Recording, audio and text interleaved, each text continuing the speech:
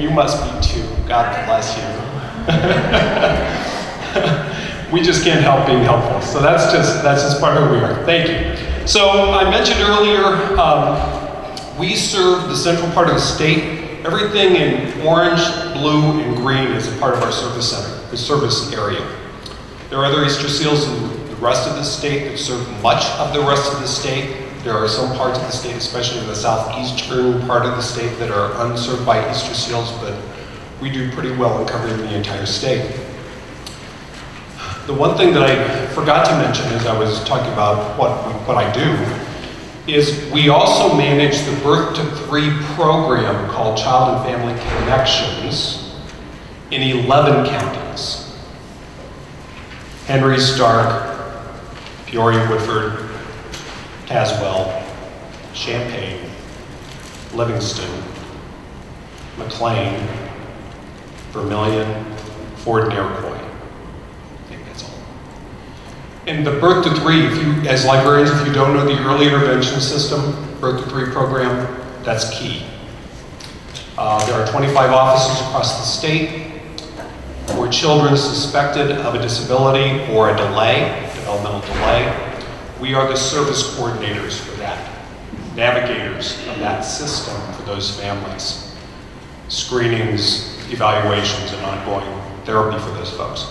So about 18 months ago, we picked up responsibility for those 11 counties. So I manage the managers of those programs. So when you get to stakeholders, if you're not engaging the early intervention system, you need to be engaging the early intervention system. Okay, so let's get to community engagement. So I've done this purposefully 3 times. I don't know if I'll ever do it again. No, I will do it again. So the engagement periods that we've done, the first one and the most complex and the one that's been going on for years. That's why I mean you got to figure out your scope here. How long do you want to engage the public? Do you have a really short-term effort that you're trying to accomplish, or are you planning on doing this for years? The most complex one that we've done started in 2006, and it's ongoing. And we did that in Peoria, Tazewell, and Woodford counties, which we call the tri-counties. And I'll talk specifically about it because it's the longest, it's been the most complex, and also the most rewarding effort that we've done. We did a shorter one in McLean County, 06 to 09, and then I did a one-day community engagement needs assessment in Fulton County. And for those of you not familiar with Central Illinois, Fulton County is camp. It's down in my area, Cuba, and Astoria, and all kinds of wonderful little towns. So I want to talk today a little bit about how do you do complex ones, long-standing complex ones, but also how do you do a one-day blitz? Go in and do it very quickly. Okay, so scope and scale of this. So I'm going to, common sense kind of things, just common sense. There's nothing that is not common sense today, okay? So pick your geography. Now for some of you, it's going to be bounded by your boundaries of your library systems or your school districts or whatever, but pick your geography and know the geography well, okay? Too big, it's going to be a problem. So pick your geography, know your geography, stick to it. Because there's always a temptation to go broader and wider. Don't do that. Who is the age group you're targeting here? Okay. Are you targeting young children? Are you targeting birth to 3? Are you going to do lifespan kind of an effort here? Knowing that up front and being vocal about that right off the bat is very helpful as your engagement activities begin to go. Because the minute, I'll tell you, in the autism community, if you come out there and say, we'd like to do something with kids with autism, we're going to latch right onto you. And we're going to say, oh, and what would you like to do? And can we help you with that? And how big do you want to go? And if you start listening to us, we're going to take you beyond your scope. So you've got to be real clear with us from the very beginning. You know, I think we can handle young children. So let's start there, and then we'll see. Okay. How long of a process are you going to do? Literally, you're going to do it in hours, you know, one-day blitz? Are you looking to do something that's going to be ongoing for years? And communicating that really well to your stakeholders. I'm in this, I'm here for one day. When I did Fulton County last year, I showed up after a bunch of prep to get folks there and said, I'm here for one day. Okay? I'm not coming back. So local leadership is going to have to step up if this is going to continue beyond today, but I'm here for this one day. In the Tri-Counties, I can't get away from it because it's where I live. And each time I resign as the head of the steering committee, somebody else leaves and they pull me right back in. So I'm the chair of the steering committee again after 9 years. So then, you know, how long are you going to be engaged in this? Okay. What services are you looking at? What kind of resources are you looking at? Again, be real clear about that. And I'll get to your matrix here in a minute that kind of gives you an idea of that. There's all kinds of issues related to facilities too. I won't bore you with a bunch of information about that. For those of you who are using paid staff for this community engagement, that's a big issue for you. You know, where is your, how are you going to afford this? Knowing your scope, how long of a time, how many folks, how many bodies, you know, key for you. For those of us who use volunteers for this kind of an activity, still, staffing becomes very important. I love volunteers, but volunteers have issues with accountability. Staff I can hold accountable. It's your job. So I need you to do it this way and do it now and those things. But when you're engaging volunteers as a part of this effort, you lose that piece of accountability. I mean, they may personally feel accountable, but you, if you're leading this charge, you need to recognize you treat volunteers very differently than you treat staff. So how am I going to do this? Is it going to be a mix? Or is this going to be primarily staff-led? It's volunteer-led, very different dynamic in volunteer-led efforts. And then for those of you who are supervisors or department heads, you know, where's the money going to come from to do that? That's what my boss asks me each time I do one of these. And where's the money going to come from for this? Did you budget for that? And the answer is always no. Of course not. This is just a really good thing that we're going to do this time, okay? And I know you're going to be so impressed with how good it is that you're going to help me find the money wherever it's going to come from. And so far, he's been kind enough to do that. But you're going to have to figure that out about your own boss. We'll just see how that works for you. But if you are in it for the long haul, are you going to have financial resources to do this for the long haul? A one-day blitz in Fulton County, that cost me very little.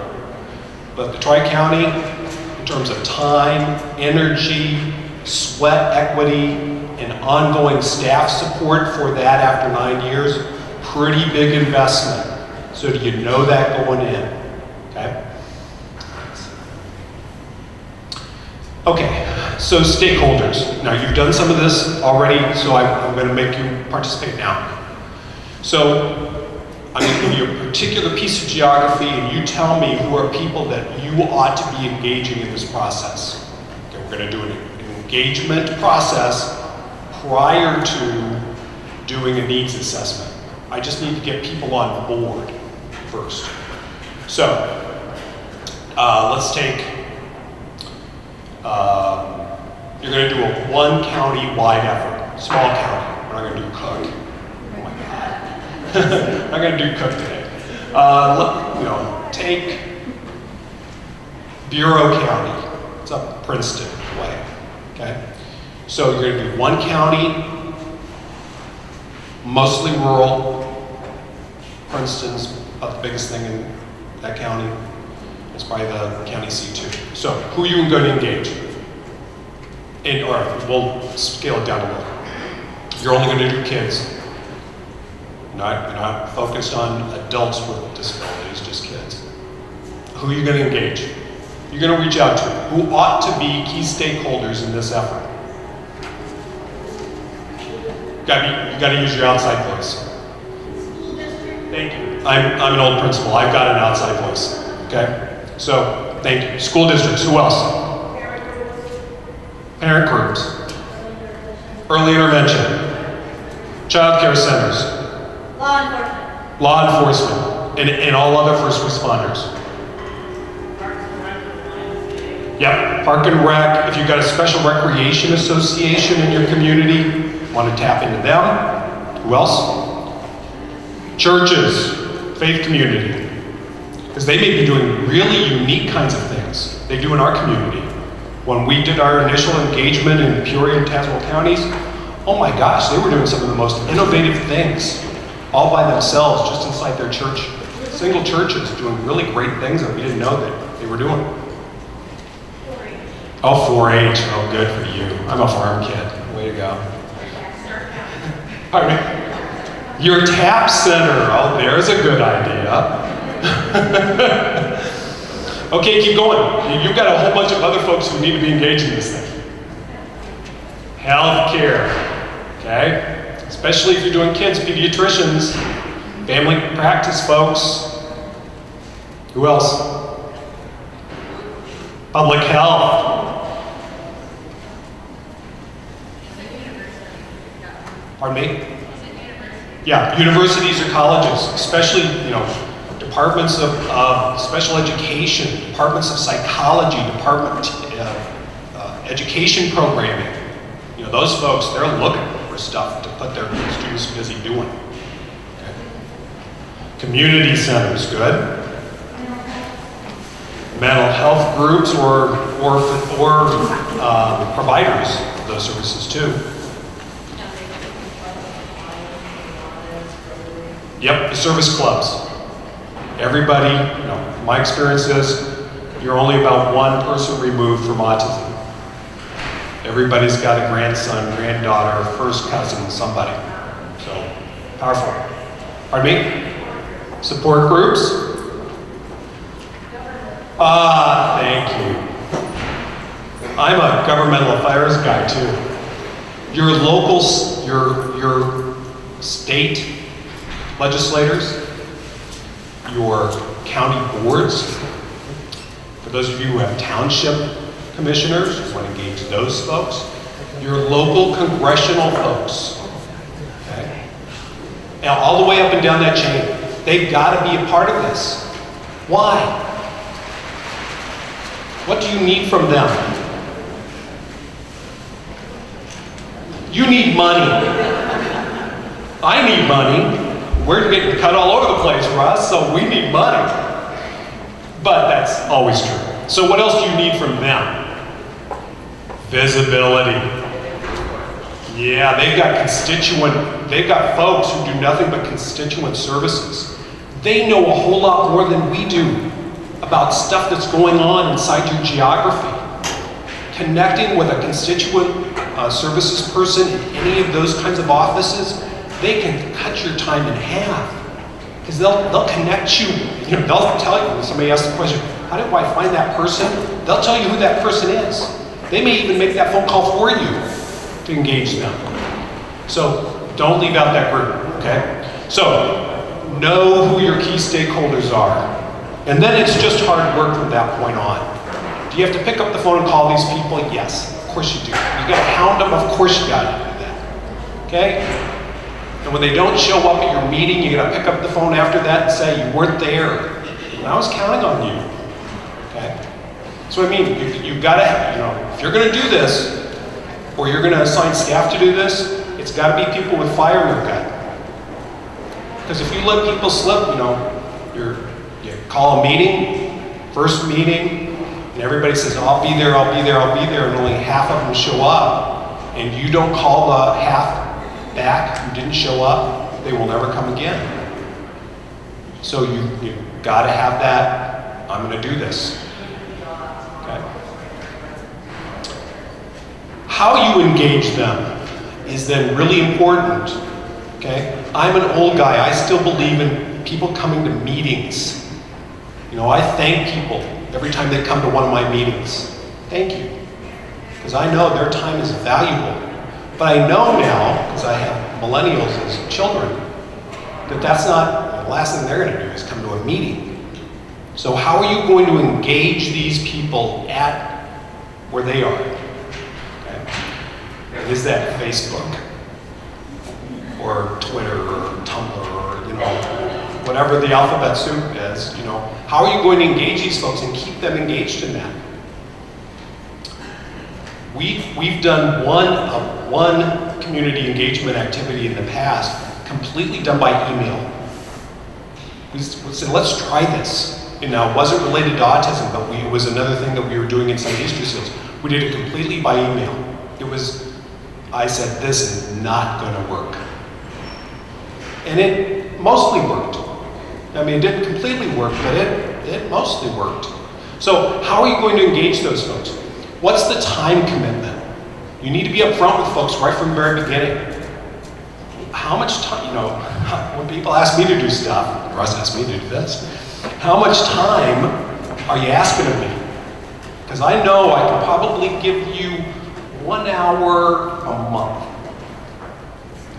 So if that's what you're asking me to do, I can give you that. But if you're asking me 1 hour a week, I probably can't do that.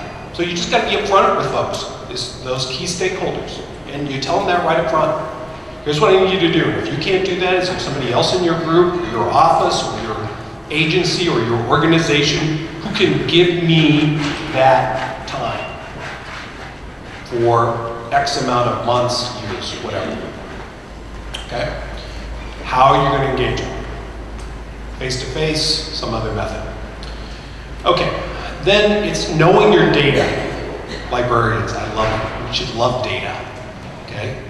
So if you look in your packet now, there's that awful Excel spreadsheet that talks about the numbers of kids with autism that we ought to expect in Illinois. And I created this, I guess about a year ago, using US Census data, and a little math. Because I got sick and tired every time I would go to engage stakeholders, especially legislators. They always ask the question, and how many kids are we talking about really? Just how many is that? And that answer, being able to honestly answer that question is really important because it's a political calculus. And if you're asking for money, it's a money calculus that these folks do. Well, if you're only talking about 14 kids in Stark County, you know, you're not going to move me. But if we're talking about 2,800 people with autism lifespan living in, you name the county, that gets my attention. Because they can do that math themselves. You know, you can take them through that process of saying, well, there's 28 people with autism living, suspected, and living in your county across the lifespan. Start doing math on parents and grandparents and aunts and uncles and cousins, and you know, you can build out a pretty convincing reason why they ought to be spending their time here. So I've highlighted a couple of counties there, and I don't know if they've got it in color. Yes, you do. I've highlighted a couple of counties there in the central region, because I did that one-day blitz in Fulton County, a long-term one in Peoria, Woodford counties, and then a briefer one in McLean County. Knowing your data. So the one column tells you, based on 1 in 68 children, which is the current prevalence, at 1 in 68, how many children would you suspect to have autism inside that county? That's what the one column tells you. That's easy, because US Census data breaks down nicely at 5 years old. That's an easy thing to do. Anything else you're going to do beyond that becomes an extrapolation, so it's just easier to use their numbers. And then the final column is how many kids would you expect between birth and 18? So knowing your data, how big, what are you biting off here? So if you're going to focus a community engagement activity around children with autism, then knowing the scope of this thing is really, really helpful. And being able to communicate that and remind and saying that every single time. If somebody puts a camera in front of your face or a microphone in front of your face to say, tell us about this thing you're doing with autism, then you want to quantify it right off the bat every single time they do that to you. We're dealing with this, we're engaged in this effort focused on young people with autism. Because did you know at the rate of 1 in 68 children, there are 698 likely children with autism in our community? Did you know that? That gets people's attention. And so they start to listen when you do that.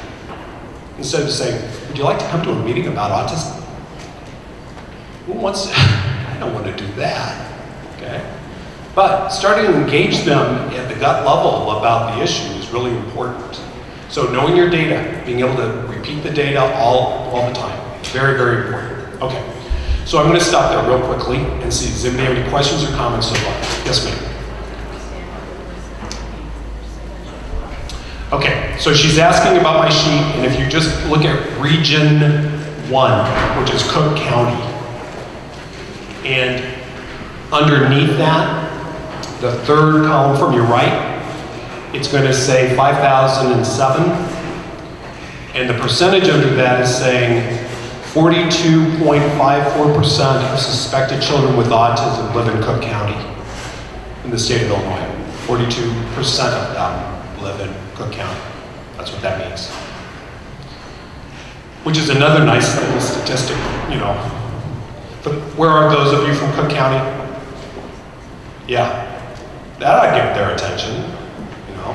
42% of children with autism live inside our county. Why are you doing this? Because 42% of our, know the numbers. Numbers matter. Yes, ma'am. How would you cite that? It really comes from a number of the columns come straight from the U.S. Census Bureau data, and all I have done, pardon me? Yes, yes. And all I have done is applied the 1 in 68 to it. That's all I've done. Yeah, and then the last column is, I think, birth 18. Yeah. Now, and I don't know if everybody knows this, but I want to be careful with this. So when the CDC says that the current prevalence for children with autism is 1 in 68, they're talking about children. Actually, they're talking about 8-year-old children, because that's who they're looking at to do this. Okay? When you move that number into when you try to use 1 in 68 in the adult population, you're starting to get on shaky ground. So that's why I don't go any further than 18-year-olds. You know, people can come at you if you say, yeah, let's take the entire population of my area and let's apply 1 in 68 to it and say that. You're not, you know, and then somebody wants to actually go and find out how many people diagnosed with autism live in your community. It's not going to be there for all kinds of reasons, but they aren't there. Okay? You know, they may be a person with a disability, but nobody ever diagnosed them with autism. So you got to be kind of careful. But with kids, solid ground. Anybody else real quick? Okay. Yes, ma'am.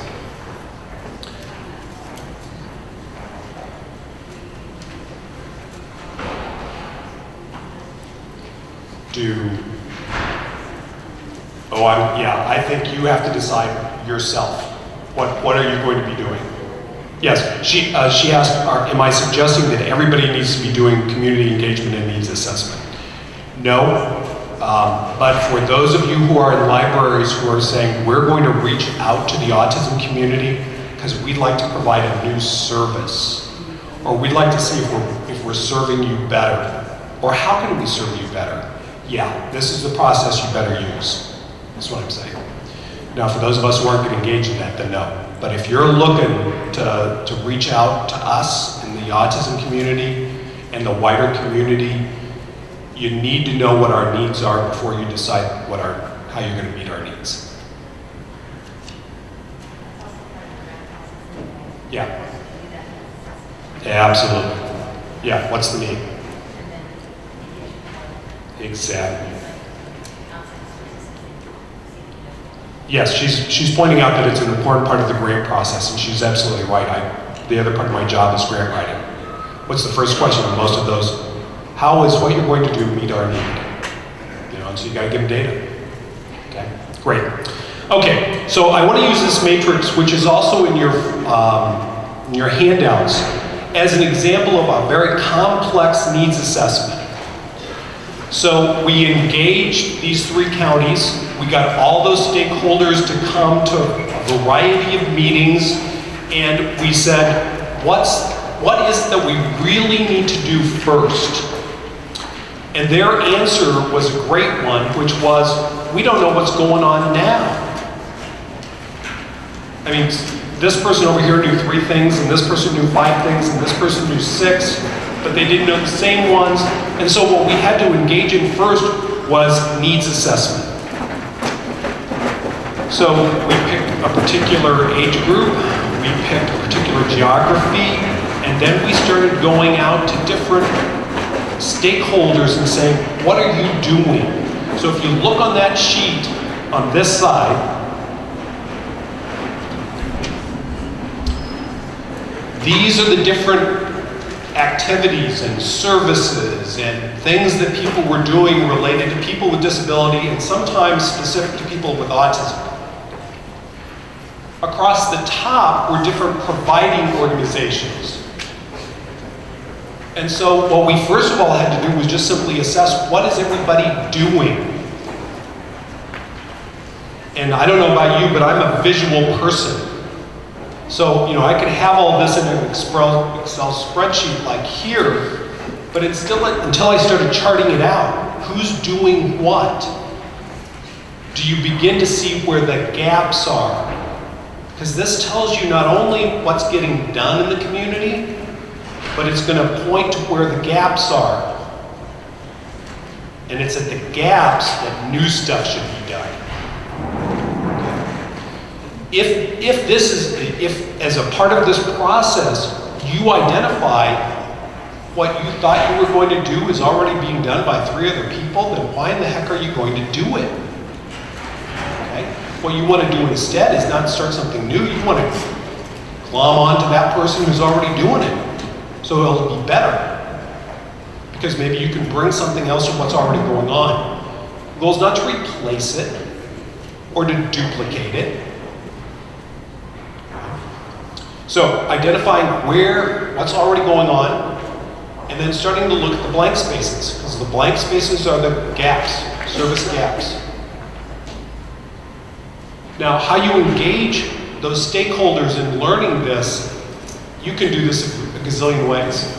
You know, you can do surveys, and you can do telephone interviews, and there's a variety of ways to gain this information. But once you gain the information, putting it into a matrix like this is just incredibly helpful before you go much further. Yes, Deborah. Pardon me.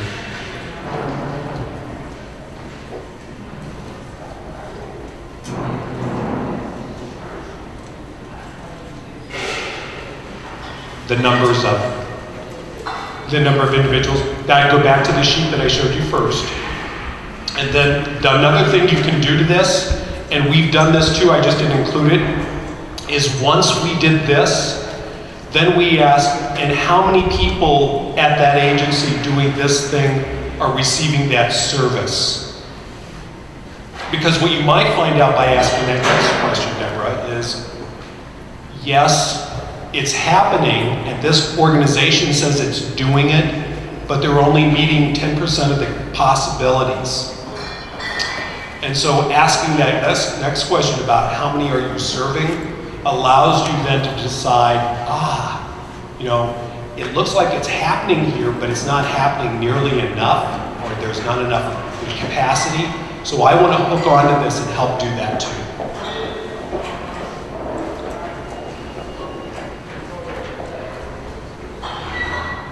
Well, it's going to be through this process. Yeah, and asking that, Deborah's asking, if If you know in your heart, anecdotally, that this is a need, how do you verify that? It's through this process. And I'm going to stop there and just say, and that's the hardest thing that can happen, especially for parents, is you go through this process, you had your fire in your gut to do this because it's a passion of mine, we're gonna do this. And then you find out there's no need for you to do it. And now you gotta let it go. Yeah, letting go. Yeah, go through the processes of grief. Yeah, but that's an important thing too. I mean, why in the heck are you gonna spend time, energy, money, resources on doing something that's already being done? And maybe being done much better than you can do it. So it's this process in terms of needs assessment, very important. Is it hard? Yes. Does it take time? Yes. But otherwise, you're just throwing things out there. If you're going to start a new service or a new resource, you're just throwing it out there without figuring out the need yet. Okay?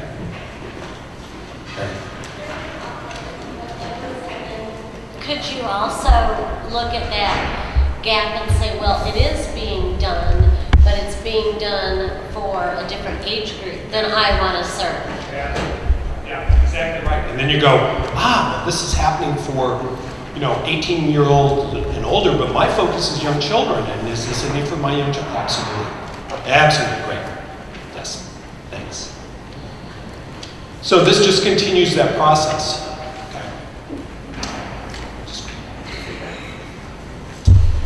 Okay, so let's suppose you've done this now. You're trying to figure out whether you're going to offer this new service from your library, or you're going to offer this new resource, and you've done this. Again, scale, scope is going to depend on you and what that is. Maybe really big, maybe really small. So, the value of determining the current situation we just talked about. You don't want to be wasting resources. You don't want to be duplicating things. You don't want to be attempting to do something that other people are already doing and doing better than you could ever possibly do it. And it gives you plenty of opportunities to identify collaborators. If the other thing grants are all about right now, besides meeting needs, it's having collaborators. And they don't mean just somebody who happened to come to your meeting. They mean somebody who is going to be bringing something to this besides you. They're putting financial resources, time, effort, facility, some other resources into this process. And so you want to identify that so you can say, these are really collaborators. Okay. So, once you've gone through a process like this, and you've identified what's happening, and you're starting to get a sense of what's missing, that's the next question to ask folks, and I'm going to use a meeting setting. You've got people there, you've shared this last couple slides that I've shown you on what's here. Now the question is, what's missing? What's missing that this community needs? What's missing that this community wants? Needs and wants vary individually. And it's helping the community sort that out. Okay? When we did this in Peoria, Tazewell, and Woodford counties, we started identifying things that were missing for young children with autism. One of the things that we identified that was missing was diagnostic services. Nobody was doing diagnostic services. So we decided we can do that. We Easter Seals, we think we can do that. Okay? And it really was a need because there was very little of it being done in the state. What do you want? Well, want can be all kinds of things. There are things that, if money grew on trees, we could do this, but it's not going to happen any other way. So it's beginning to sort that out. Okay? So if you could go to the next slide, please. Dots and Post-it notes are the greatest inventions in the world. Because now, I'm going to describe this. You tell me if you've ever been a part of this. You take the big pieces of paper, you put it on the wall, everybody writes down, everybody brainstorm like crazy. And then at the end, somebody says, now we're going to give you 3 dots or 2 Post-it notes, and we want you to go up and identify what you think are the most important things. How many of us have done something like that? That's what I mean. That's exactly what you do here. Okay? Because you've got parents like Deborah in these kind of stakeholder groups. I'm just picking on you, Deborah, for a minute. Who are going to say, I have a fire in my gut about this thing. I may be the only one in the community, but it's important to me. And it's an important part of the process, going through that, putting on the dots to point out to them, yes, you are the only one in this community who believes that this is important. Okay? And 15 people who have said, we really need this. Because look at this thing. Look at this chart. It's missing here. Those 15 dots up there mean something. Especially if they were somebody who came out on a snowy night in the middle of January to attend your meeting. You know? So that's that, going through that process. What do we need? What do we want? The community is speaking. That's why you engage stakeholders. Okay? They have a stake in this, and they're expressing that now. And you have to be able to respect that, even if it doesn't match up with what you want to do. So, I love dots. When I did my one-day blitz in Fulton County, that's exactly what we did. We made people get up, and people will say to you, oh, this is so hard. Can I have 5? No, damn it, you're gonna get 2. You get 2 dots. You know, make a choice here. You have to, if you're gonna lead one of these things, you gotta be tough, okay? Yes, ma'am.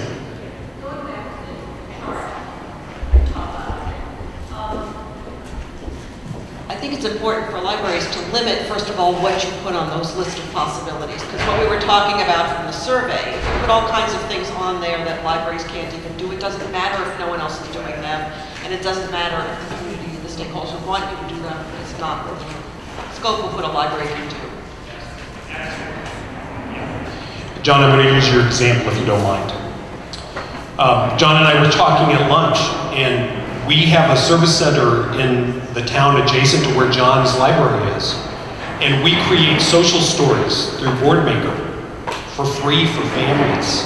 You know, the family comes in and says, I need a social story about brushing my teeth. So John said, you know, we were thinking about kind of doing something similar. Can I just come to your place and use your stuff? Yeah, you can. You don't have to, if he wants to duplicate it, you go right ahead, but there's no need to do that. Maybe his hours are going to be better than our hours. But you don't want to be putting things on this list exactly that is not going to happen. Who wants to answer a 100-question survey? Okay, nobody. Into that is nobody.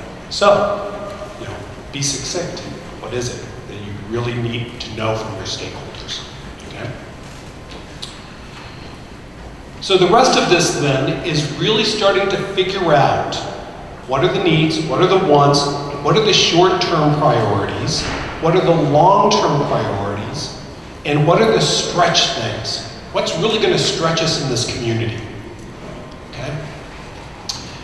Now, I'm going to ask you to go to the thickest thing that was probably in your folder, which is the Tri-County Autism Autism Community Plan. And this we created. We started in 2006. We had meeting after meeting after meeting. We engaged literally over 500 people in this process to try to figure out what was needed in these 3 counties related to young people with autism. And so after all those meetings, after all those processes, after all those dots were placed, here's what we came up with. The community said what we need is diagnostic services. We need to do what I showed you earlier. We need to do this. Where are the services that are already happening? And then once we learn that, where is that going to reside? so that when a person needs to call up and says, who's doing this? Who are they going to call? A library. Oh my God. Let's have the library know this. Wouldn't that be a great thing? So after you do that assessment, give it to the library to be the possessor of that knowledge. Because you've got reference librarians who just love to do this. Look up that kind of stuff. Okay. Same thing for us. We engaged our public library early on. Now, are they a signer of this? No, there was some issue with their leadership. Okay? But yes, we engaged them. Okay. What does that mean? So you then see, we could come up with 5 things that we identified as the priorities. One of them was creating a resource center. What is it really? It's a lending library. And we did that. We've done that in Peoria, we've done it in Bloomington. We stole the design from the one in Springfield. And now I think there's how many across the state for us? 19 resource centers across the state that are staffed and act as lending libraries on things related to autism. Now, I'm gonna, since you're librarians, I'm gonna make you uncomfortable for a second. For us, what's very important for the people who come inside our doors is trustworthy information. Okay? Because in the world of autism, there's a whole bunch of bad stuff out there. Okay? Now, I understand libraries. You're about all information. But see, our families don't want it all. They want trustworthy stuff. So that's how our resource centers are designed. We have advisory committees that we put in place, and nothing gets placed in our resource centers until that advisory committee has looked at it and decided it's one, a best practice, evidence-based thing, or minimally a promising practice. Okay? So the promise we made to our community as going through this engagement process and needs assessment was, come to our resource center, because if you walk in our door, we can guarantee it's evidence-based or a promising practice. And we've got somebody right here who will help you sort that out and be able to assist you with that. Okay? I know that's a little different in libraries. Okay? Can you do that? Can you be the critical helper and thinker for them?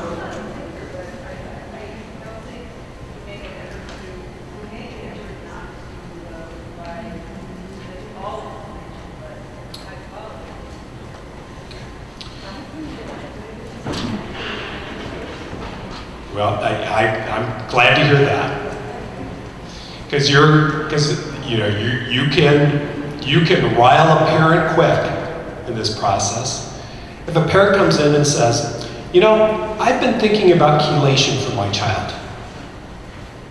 I've read that some places around the country they're doing chelation, and I think that that's something that I want to investigate for my child.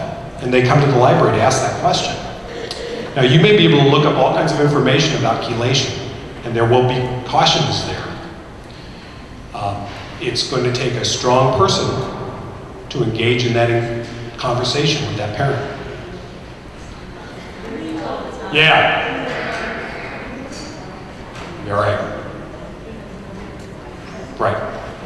And that's the difference with our resource centers. We're going to say, there's nothing about chelation in this resource center, because we've looked at it and it's harmful.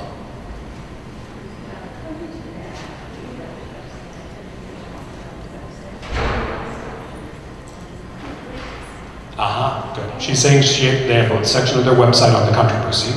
Yep. Great. Mm-hmm.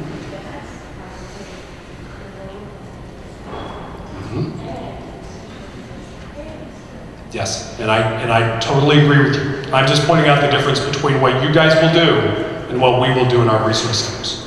Because it's a different role, because we're not shy about that issue. Nor are we going to tell folks to do it. We're going to give them the information. If they ask the question, why is the chelation and hyperbarics and a number of things inside our resource centers, we're going to say there's no evidence base for that. So it's not here for that reason. Once there's an evidence base, we'll put it here, but not right now. So we do provide evidence-based. So that's why. Yeah, good for you. Yes, ma'am.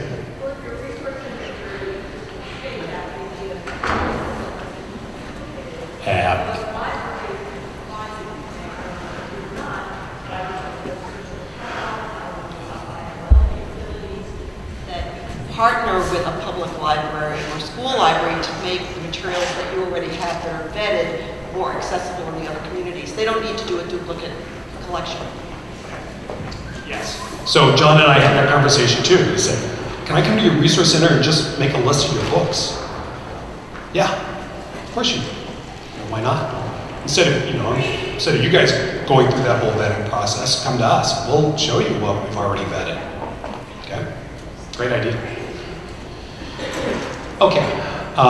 So I'm talking about this plan. So the purpose of the plan was once we went through this lengthy process to get everybody on board, then we made them sign it.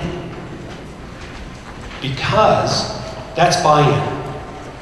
Because, CEOs and executive directors come and go, okay? And on that sheet, since it was done originally 2006, 2007, half those people are gone now, but their organizations are still in, okay? So when the new executive director comes in, I go and see him. And I said, oh, welcome to Peoria. Glad to have you here. By the way, did you know that your organization has been a part of our Tri-County Autism Steering Committee for the last X number of years, and we'd like you to continue to have that role. And if not, you designate somebody from your organization. Okay? So having the plan, having that piece of paper is a valuable thing to be able to put in front of people. Okay?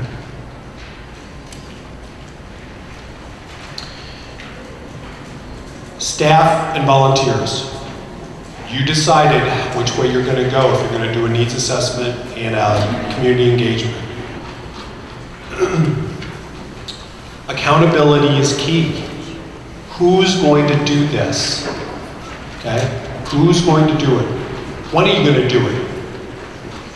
Okay? That sheet that's in your packet is, it's not really a logic model, but it's an action planning tool. So that everybody knows who's going to do these things. The resource center never would have been open if we hadn't done this. The diagnostic services never would have happened. The community needs assessment of the assessment of current services never would have happened unless we got people to say, here's what I'm going to do, when am I going to do it, what resources is it going to take, where are those going to come from, okay? And commit to that. And then hold people accountable to that. And if they don't do it, you replace them. Okay? You skip 2 meetings. You were supposed to have this due, and it's not here. And so, thank you for your time. I'm going to replace you. Because we need this to happen, or else it's not going to happen. So, it's a real simple design. You probably have one of your own inside your own organization. It doesn't have to be this one, but accountability is key in this process, okay? If you're going to move the community, accountability is key, okay? Okay, and I've just talked about the plan and the need for the plan, prioritize the needs, okay? After we did that whole needs assessment, identified the gaps, identified the ones that need to be addressed first, narrowed